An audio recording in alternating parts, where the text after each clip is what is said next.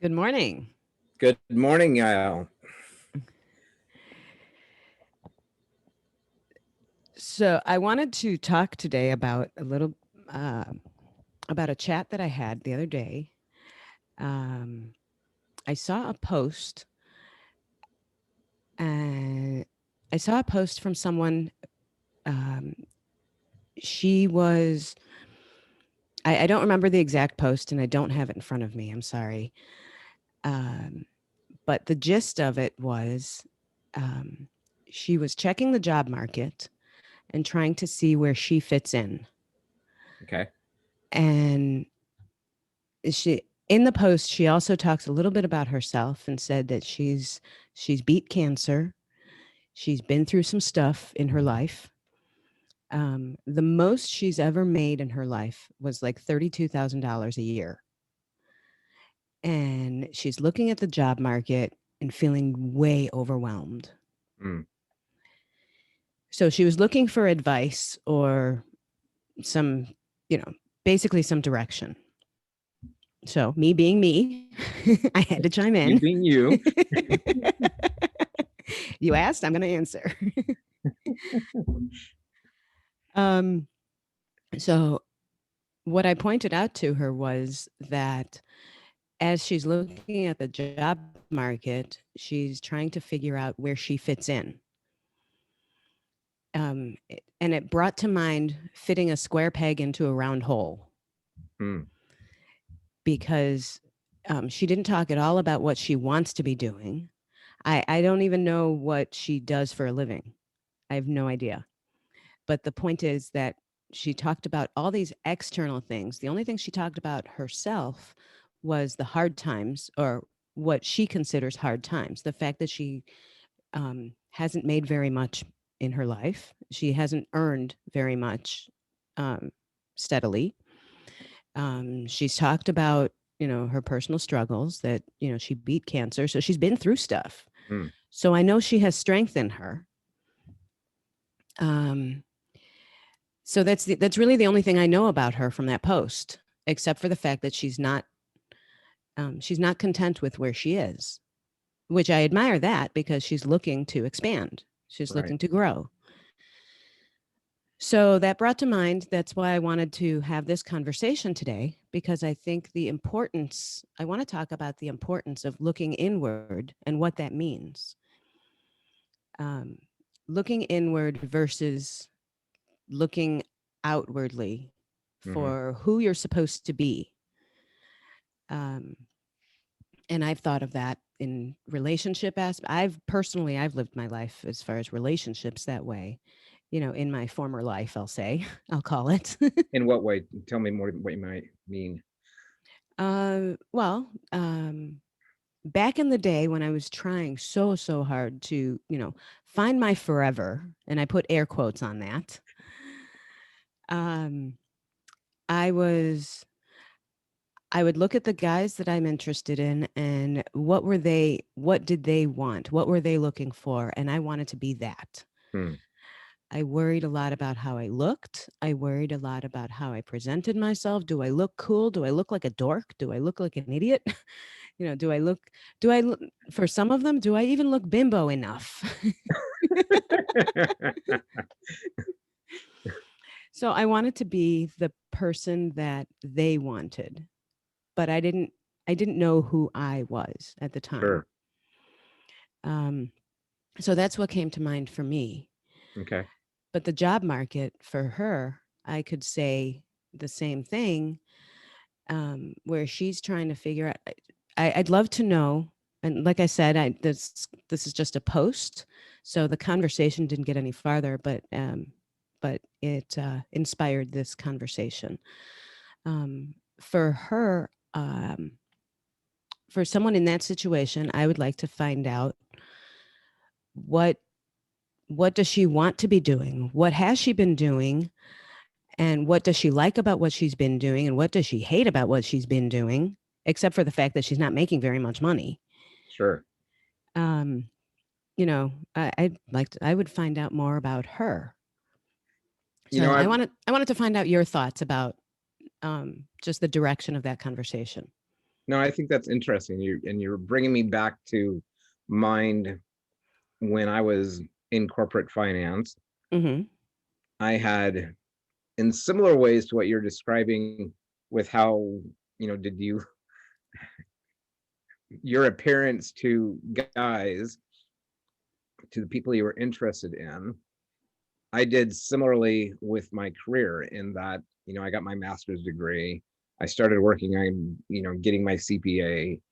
I, Mm-hmm. put in insane hours at work and, just continually was working to make myself more attractive in the job market, right? So that I Mm-hmm. could get the income, the job that I wanted. But the funny thing is, I don't know that I even really had an idea of what the job was that I wanted. It was all Uh-huh. about, how much more money can I make, and Right.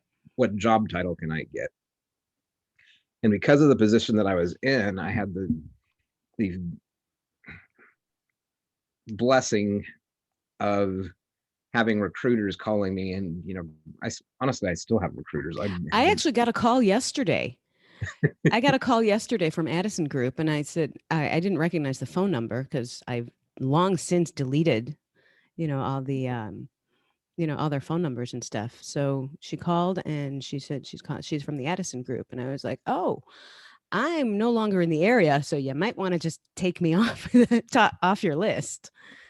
So Are they I, headhunters in they the are, Chicago area, or? yes, they're headhunters. They deal with accounting jobs.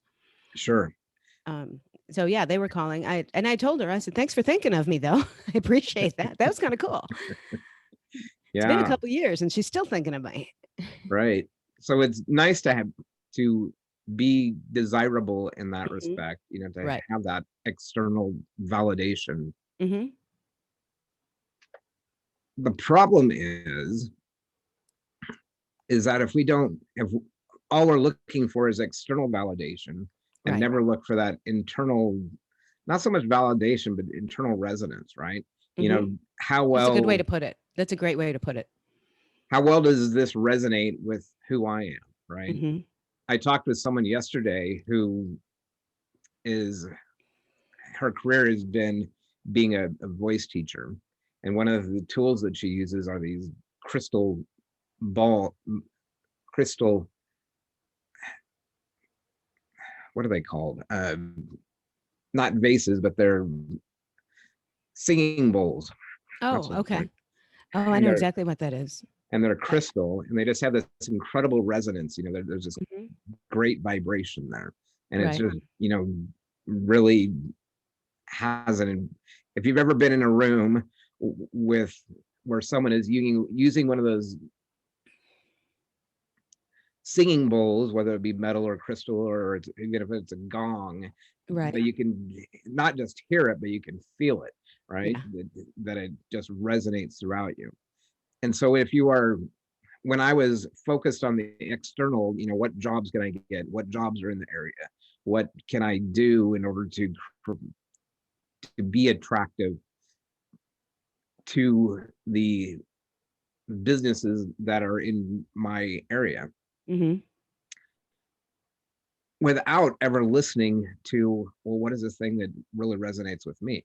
Right. Looking beyond the the salary, looking beyond the job title, looking beyond the cachet of the business itself, and looking and seeing, well, what is my heart calling me to do? Right. If I were to look inside, you know, is this really what I want to be doing? And it wasn't until I got a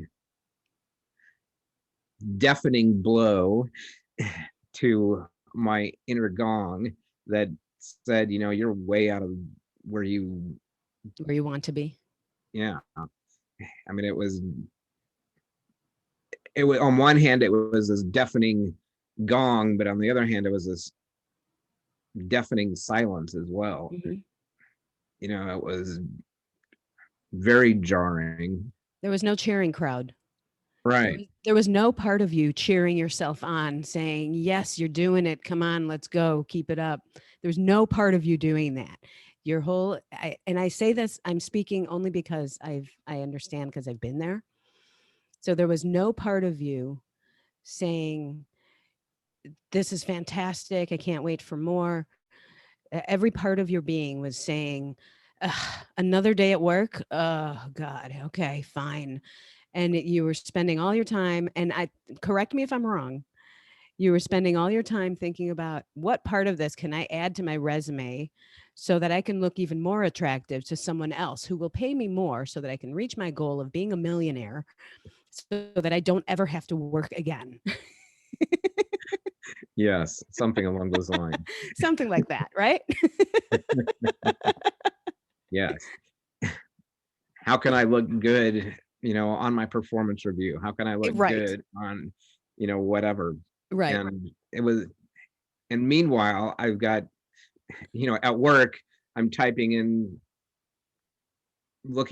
just typing in weird, like bored.com or does this ever end.com or, Can I go home yet? and, on Sunday night, I've got tears streaming down my face because I know I've got to go into work the next morning. Hmm. Yeah, it's just, but that's the life that I was in, and it was a life that I thought Right. that I had to be in. It wasn't a choice. It was kind of like I So, was conscripted into that role. so how'd you get into that?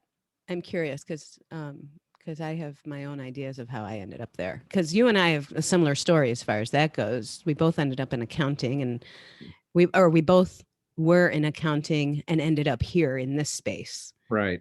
So, what got you into that in the first place, as What far got as me into the accounting? drive, the Well, I drive? actually started out more in sales. My undergrad is in marketing, and I Oh, started out as a salesperson, okay. but I was selling something that I had no heart in either. It was, a commodity. It was paper and paper of all You were in it for kinds, the money. You were theoretically, but yeah. okay. All right. And I just had to, I had to force myself to show up for that too. And it was just, there was no resonance between who I am and what I was doing. Mm-hmm. And when I got fed up with that, I've always had this inner conflict between the type of work that I do, not just between the external validation and the inner resonance, but even with the external validation, do I do engineering or do I do accounting or do I do architecture? Mm-hmm. I've got a, I'm interested in a lot of things. And when I get interested in something, I spend a fair amount of time until I get good at it. So I have a lot of skills and a lot of varied Mm-hmm. skills. Yeah. And so it was always kind of looking for, well, what, without really putting my finger on it, without really identifying that I needed to listen to my heart, I was trying to listen to my heart without knowing what I was listening for. Right. And so I left my sales job. I got moved back from Utah to Seattle where my parents were, figuring that there would be more opportunity up there. And in doing that, I went to a temp agency. They had me take a test, a bunch of tests to see what my skills were. And at the end of it, they asked me if I wanted to take a test using on Microsoft Access. I had never even opened up Microsoft Access before in my life, but I'm like, okay, sure. And I I did think it. you're dating yourself because I don't think access even exists anymore. I'm Oh, not it sure. definitely exists. Oh, it does? Oh, absolutely. Oh, Yeah. I haven't used it in 20 years. So I used it for a brief time at one job I can think of, but that's Yeah. fine. I mean, there's probably other tools, but I mean, with the Microsoft Office we have on our computer right now, we have access on it. And it's, Oh, that's true. and Anyway, I'm sorry. anyway, so I took the test, did well on it, started a database job the next day. Mm-hmm. And one thing led to another. I eventually got an accounting job, got my master's degree, and then got an even better accounting job. So it was Mm-hmm. just, one thing leading to another. And Right. That was pretty much my story too. Um, I was in, I was working retail before I had my kids, and then, I had my kids, and then a few years later, when I went back to work, um, I'm grateful that I was able to stay home with my kids for a while. But then when I did decide to go back to work, I couldn't go back to um, retail because my hours in retail were usually like 4 to 11 or hmm, something. And I did not want to go to work just to pay a babysitter. So, I worked. My husband at the time was he was a truck driver, so he wasn't there all the time. So it's not like I could have him watch the kids all the time, that kind of stuff.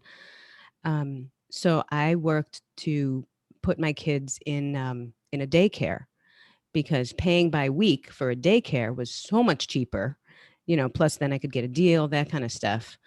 Um, and so I had to be out of work and be able to pick up the kids by 6 o'clock. hmm. So I was like, well, the only way I'm going to do that is I have to get an office job. It has to be an office job. I can't do retail anymore. Okay, I did enjoy retail. I loved being a cashier. I still do the self checkout at the store, and I pretend I'm a cashier. So, That'll be 14.99. Would you like paper or plastic with it? so anyway, I enjoyed it, but I couldn't go back to that. And then later on, I found out, the money in it would never have that wouldn't have flown by then anyway. Um, so I had to get an office job, and I managed to finagle and like design my words on my resume so that I managed to get a job as a paralegal. Um, this guy hired me. It was a very small law office. He dabbled a little bit in everything. He was a lawyer. He owned property. At one point, while I was working with him, we started a construction company for a short time. He also had a nonprofit collecting stamps. So, I mean, basically anything you could, whatever interested him or anything you could make a dollar at, he was in it.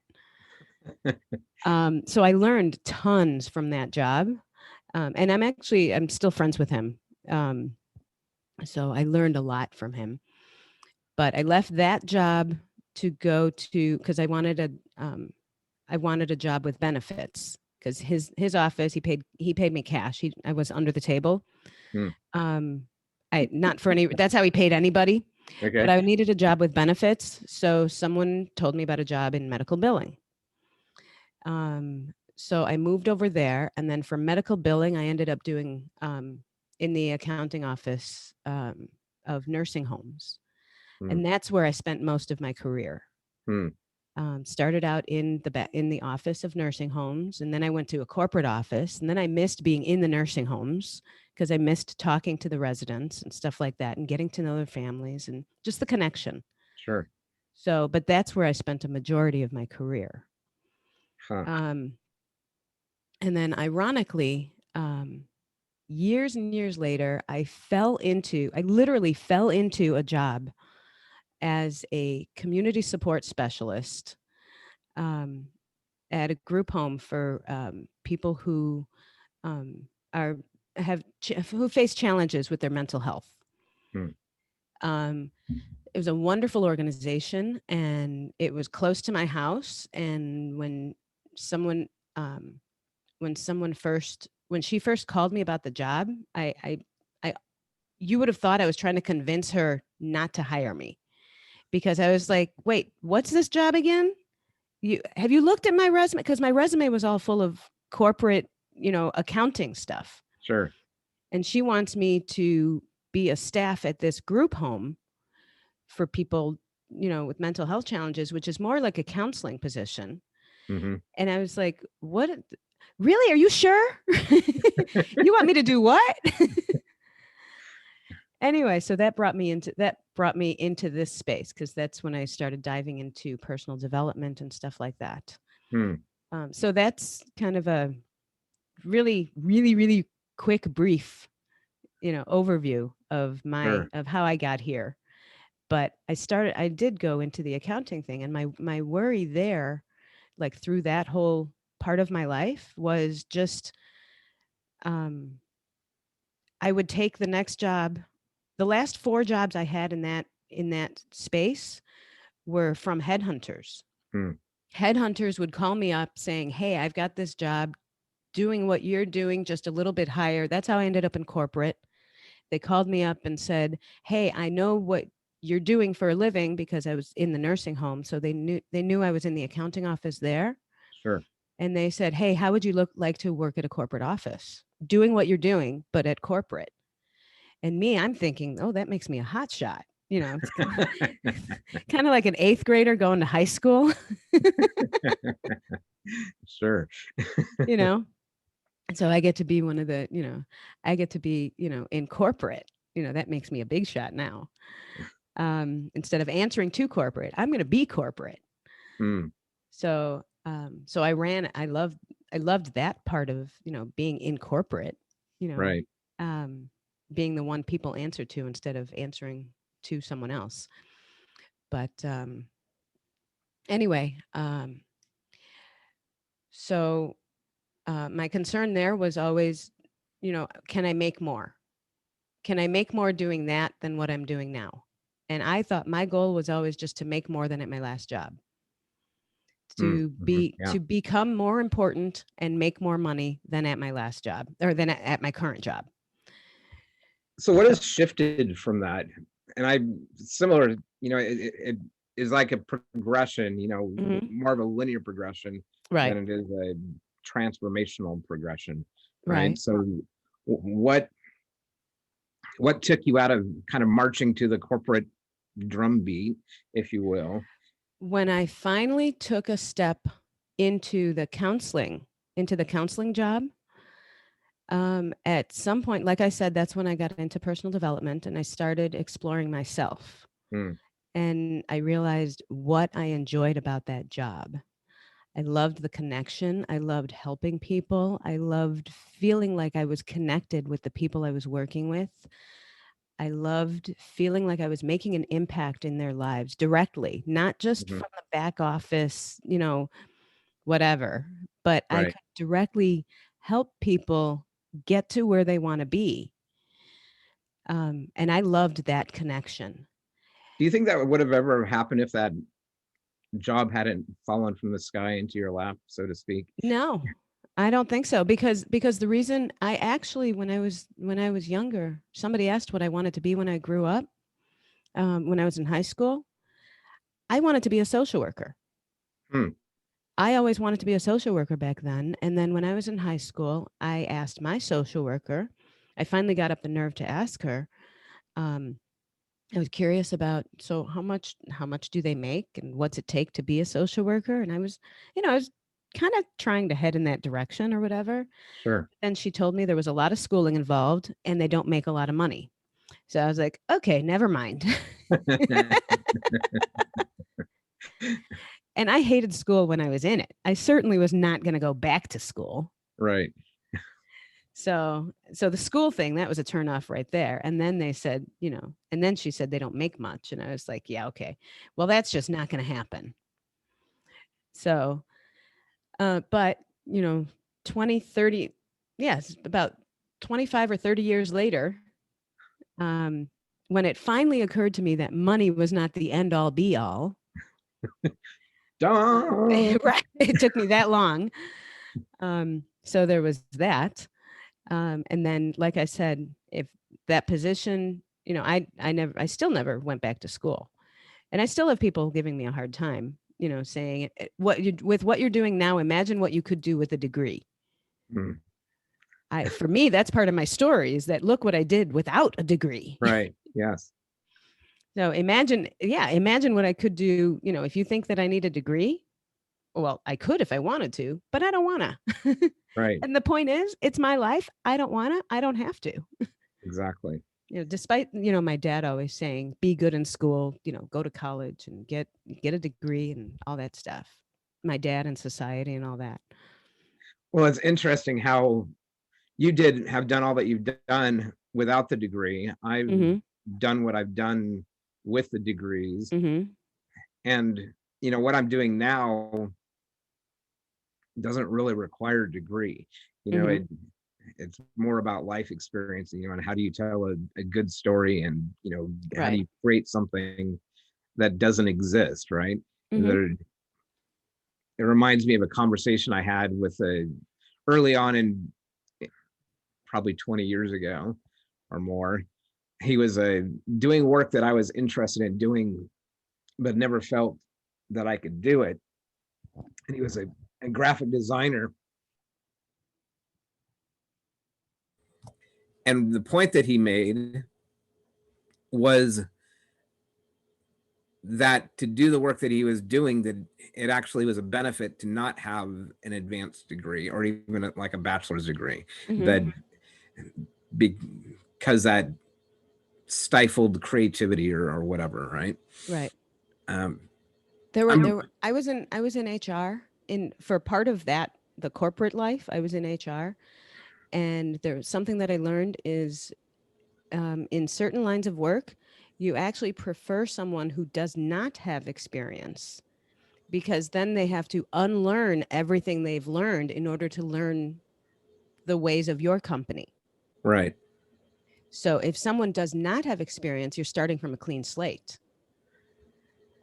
That was from being a property manager. That's where I heard that. So Sure. when I was a property manager, my boss there told me I did that too.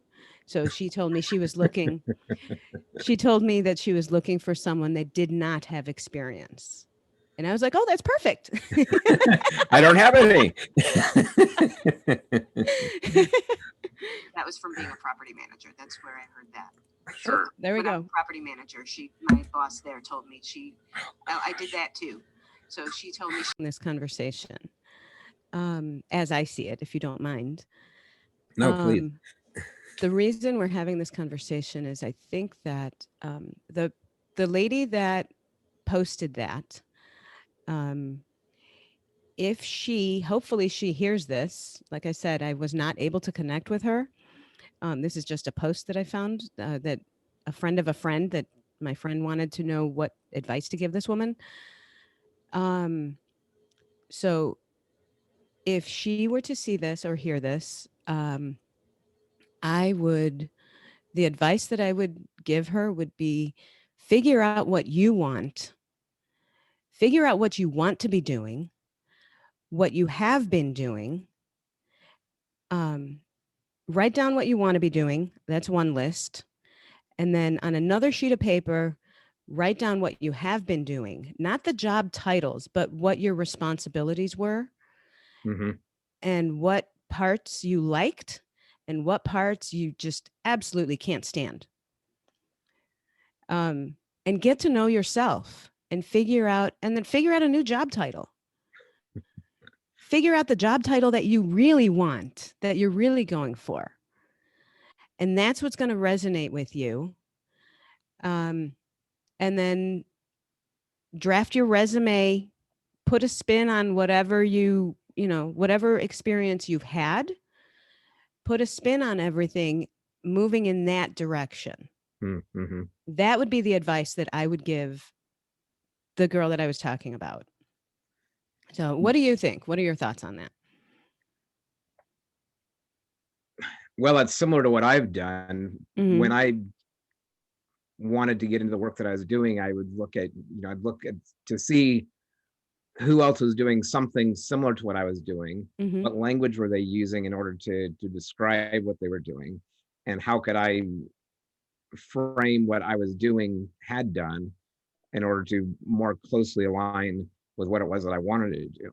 Right. Right. So one of the things that I did, like when I moved from North Carolina back to Washington State, and the industries in the two places are very different from one another. Mhm. In Seattle, as many people would know, it's not, I don't know what they call it. It's one of the Silicon there's so many Silicon Valleys and slopes and whatever, but anyway, it's it's one of those.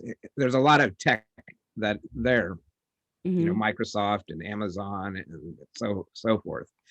And I realized that the title that I had been using as financial analyst, which was my technical title when I Hmm. was at the last job that I'd had, didn't fit what was that I wanted to be doing, which is more business intelligence. And so Right. I just switched my, I didn't even change, I changed the tone of what I had been doing as a financial analyst, but it was largely doing business intelligence anyway. Hmm. So I just changed the job title and cleaned up, adjusted my resume to reflect more that type of work, right? Hmm. And I think, that's what we do in life anyway. As we move into the space that we're in right now, it's looking at, well, what have I done in the past that would work well in this new space that I'm going into, and how do I Right. build upon that? And a lot of it, interestingly, I was been writing and thinking a lot about, how powerful words are. Hmm. Well, I am always thinking about that, but particularly this week. And that one of the things that I am yesterday and today, the meditation that I began the day with was just focusing on the primordial sound right? Okay. Hmm. And how, the universe began with the sound, right? And it even says that in the Bible, in the beginning was the word, and the word was with God, and the word was God, and so forth. Oh, But I didn't even know that. Okay. um, my point is that words really can create the life that we want to have, right? Hmm. That when we get clear on the language that we want to be expressing, Right. as opposed to just the language that we've been given or the language that other people expect us to use, and we start being more creative and intentional with our language, then we can create more of the life that we want for ourselves, Hmm. right? And the same thing is true the way that I navigated between, being really depressed, dangerously depressed, to being, you know, delighted with my life. It was a matter of, I wanted to feel hope, I wanted to feel joy. I didn't know how to feel either one of those things, but they were enough of a kind of a North Star to be able to navigate by. Okay, I'm getting closer to that. That felt good. You know, I it resonated within. And how Right. do I create more of that? And the more that my language changed, the more that I changed the way that I was speaking to myself and speaking to others, the more that my life changed. Right. Mhm. And so it's getting clear on what is the language that you want to be using? When you were doing property management, I'm sure you used some different language than you were using when you were working in the nursing home, Right. or, uh, when you're in the accounting department, you're going to be using different work than you're working with mental health uh, patients, Right. you know, Right. and the clearer we get, the stronger and more skillful we get with our language, the more we can create the life that it is that we want for ourselves. So that brings to mind what, because I've helped people along the years, through the years, I've helped people with their resumes and stuff like that. And a lot of times people say, well, so you're telling me to lie on my resume? No, I'm not telling you to lie. I'm not telling you to lie ever. Um, but there's a difference between lying and putting the right spin on something. Yes. Um, lying, I first of all, lying is it just has a horrible connotation to it. Yes, it does. And I'm not saying that it's good or bad or anything like that, but just the word itself it has a horrible connotation to it. But putting the right spin on something is taking what taking the facts and highlighting the facts that you want to highlight, and the facts that, there are some facts that you're not so crazy about. So, mention them like in the undertones, maybe if you need to. But so you're not telling any lies. You're just highlighting what you want to tell. And regarding Um, those undertones, those undesirable undertones, as we've talked mm-hmm. about before on this podcast, Right. is, we can change our relationship with Mm-hmm. those undesirable moments. Like my Mm-hmm. relationship with my whole struggle with suicide and depression, while I was Right. going through it, was awful, and I didn't want to talk about it and didn't want anybody to Of ask me, course. Of right? course. Yeah.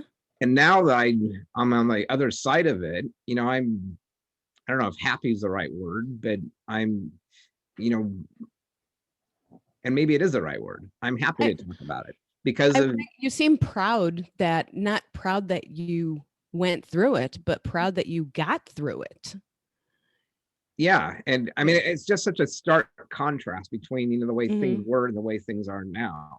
And Right. without that contrast, without that, element of this is the way things were and this is the way things are now, Mm-hmm. without that story bridge between those two, you Right. know, I wouldn't be living the life that I'm living right now. I wouldn't Right. be,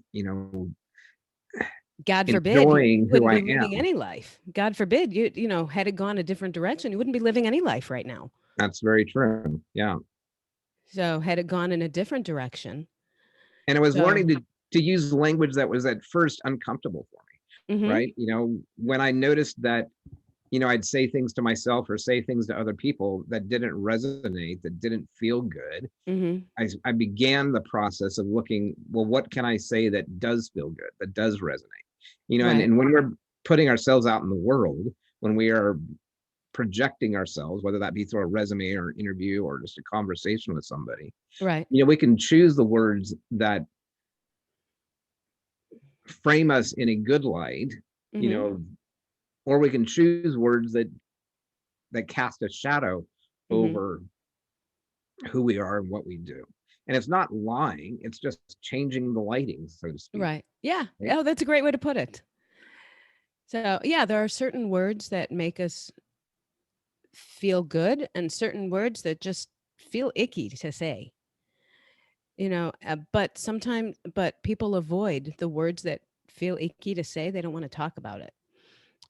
Like you said, for a long time you didn't want to talk about suicide. You certainly didn't want to talk to you wouldn't have seen yourself as if someone said that they were feeling suicidal. You were like, oh, I'm not the person to talk to because I feel the same way. Or I very recently, just got past that. It was too new, Well, for actually, that. for me, was actually happy to, not happy. I was more willing to talk with people who were in that space than Mhm. people who weren't, because it's kind of like when I take my older brother who's got schizophrenia and other mental health issues. One Right. of his favorite place to go is to this clubhouse where other people have mental health issues. You know, We because wanna he be feels, accepted. yeah, exactly, and Yeah. he recognizes himself in them and them in him. Mhm. When I was struggling with severe depression and suicidal ideation, one of the places that I felt comfortable was in those environments where other people were dealing with the same thing, Right.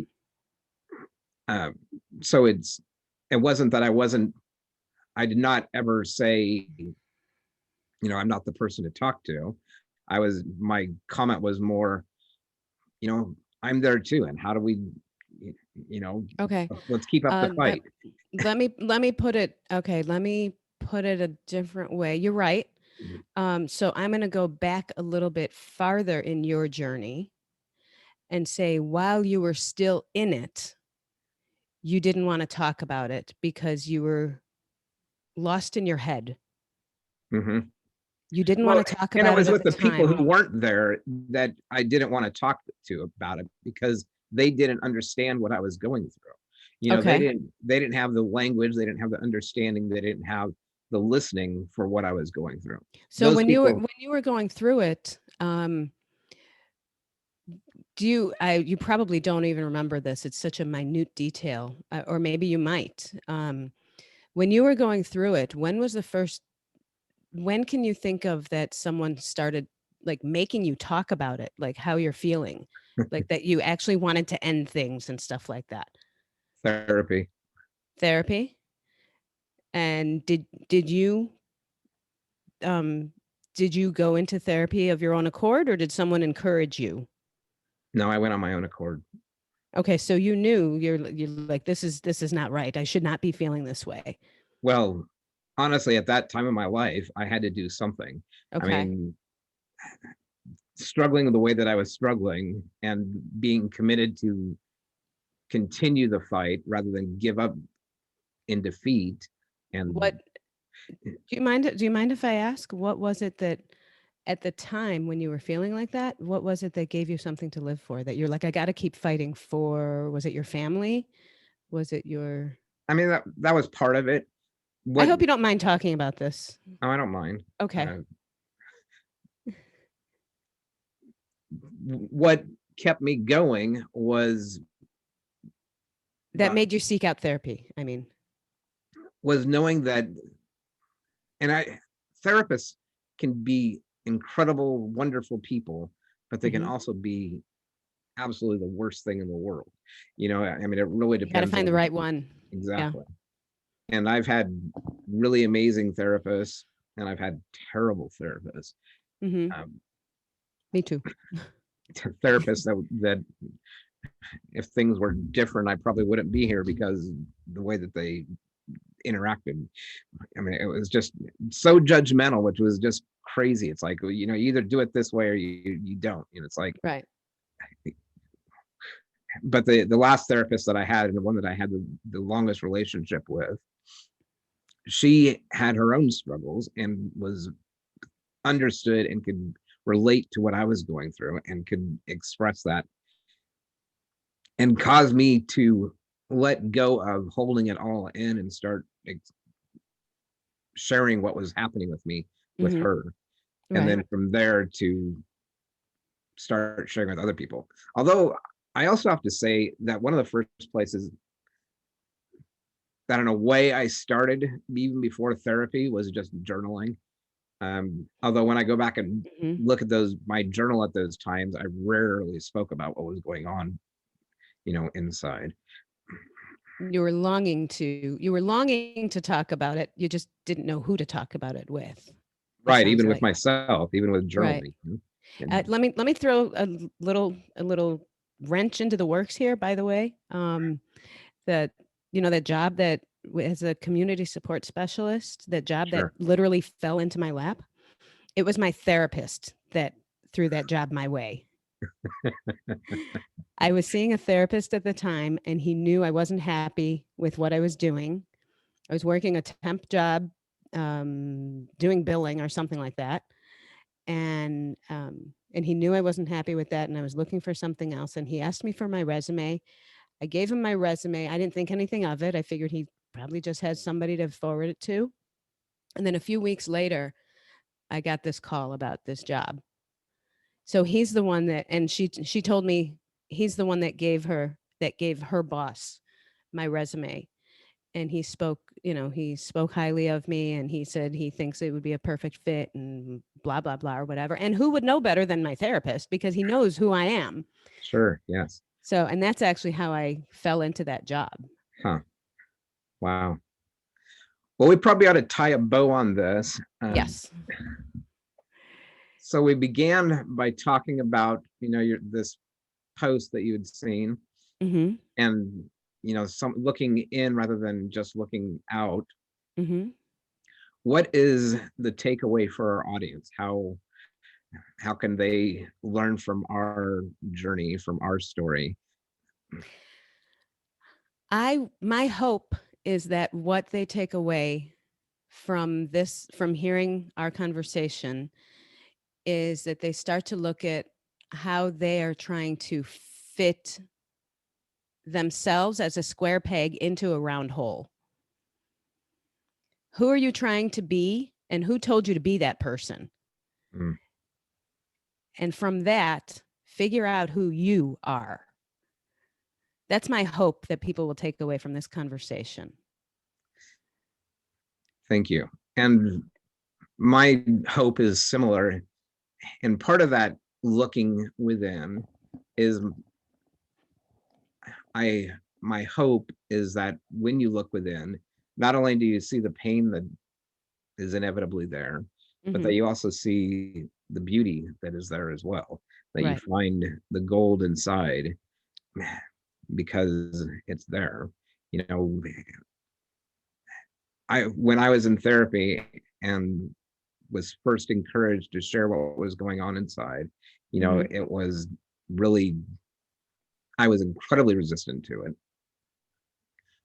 And it was only over a matter of time and learning to trust my therapist and to trust myself, Mhm. that I began to see what was going on inside. And what I think one of the things that I feared without really knowing it was what I would see when I looked inside, right? What terrible things, what darkness would Absolutely. I find inside? Yes. And while there's, some darkness, some, things that I'm not proud of, there's also an awful lot of beauty, Mm. that there's and that contrast between, what's beautiful and what's maybe another way to say it would be, what's terrible or what's uh, terrifying. Um, that there's that contrast and that story that plays out how we're creating our lives Mhm. between, are we choosing to let our beautiful light shine, or are we choosing to let the terrible, terrifying parts of ourselves, overshadow that beauty? Mhm. That's a great way to put it. So go out there and let your light shine. That's beautiful. I love that. All right. Until next time. Adios.